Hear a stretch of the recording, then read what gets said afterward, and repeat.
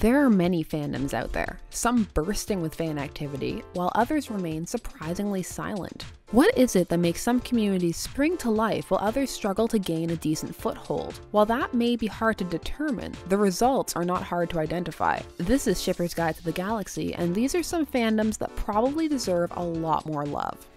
So let's start off with Dune, Frank Herbert's sci-fi masterpiece, a behemoth of a novel written in 1965 that spawned several sequels and continued after his death. This first novel garnered great critical acclaim, winning the Nebula Award. The story focuses around Paul Atreides and his house, as his family is sent to assume control of Arrakis, a pivotal planet within the Universal Empire, as the spice it produces is essential for space travel. As Paul's mother gave birth to a son rather than a daughter, an alliance could not be forged between rival houses Atreides and Harkonnen, who were both vying for the aforementioned honor of ruling Arrakis. Betrayal, heartbreak, and psychic powers ensue. Sounds interesting, right? And that was just the first novel. There are 6 in the original run, and even more continued on by his son after Herbert's death. But despite this, while the book is respected, it doesn't have a hugely active fan community. So what gives? While these books are dense, particularly the first ones, there is a lot going on in them character-wise, universe-wise, philosophy-wise, and everything is described in exquisite detail. The world is for most intents and purposes complete. There are few areas for fans who do make it through to grasp onto and expand. It's just all so big, but big in a way that feels closed, as opposed to, for example, Star Wars, which seems open and invites a lot of interpretation. However, this series has a lot to offer, and if you are looking for some Game of Thrones level drama, but in space, you definitely need to take some time out of your life and read Dune.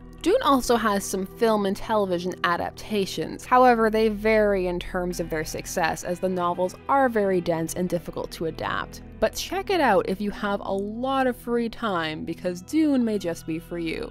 Whoever controls the spice, controls the universe. Next up, Astro City by Kurt Busiek. This comic series, which had its original run between 1995 and 1998, has been running on and off ever since, and is currently on again. This series focuses largely around a fictional city known as Astro City, and the heroes, villains, and everyday citizens that reside within it. The series is unique in that it rarely focuses on the main heroes, but on things around them, such as the villains, the people who live their lives in Astro City, or lesser known heroes. And when it does focus on the heroes, it is often about their personal lives or struggles rather than them fighting crime and foiling plots. It's a very complex series that makes every character feel extremely nuanced, and because of the multiple perspectives, you see many different sides to the same character. So why doesn't this community have a lot going on? Well, for one thing, Astro City is not as well known as some other comic series, and for another, the very thing that makes the narrative so vibrant and different can make it hard to let your imagination run too far afield. The universe is very contained, and because you are often on the outside looking in, connections with some of the characters can be hard to form, though they are definitely there, and I for one am chomping at the bit for more people to discover Astro City. If you love superheroes and want to get to know some new ones and discover a new world, Astro City is definitely for you.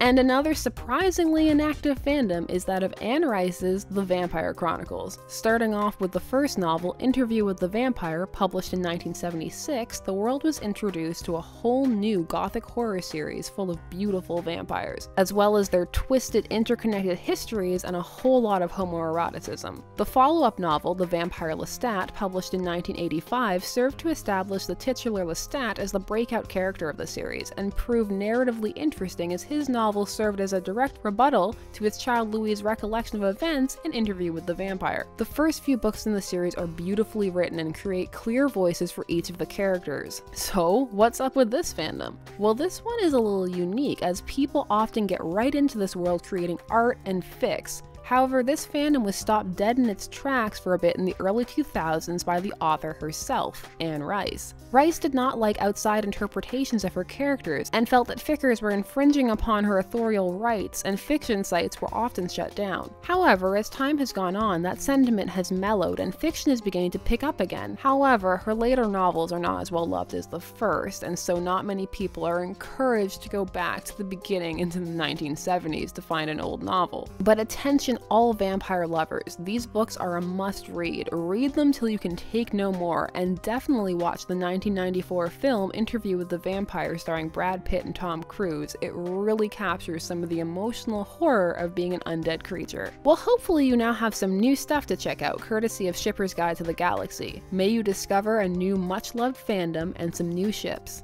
Until next time, for there are as many ships out there as there are stars in the sky.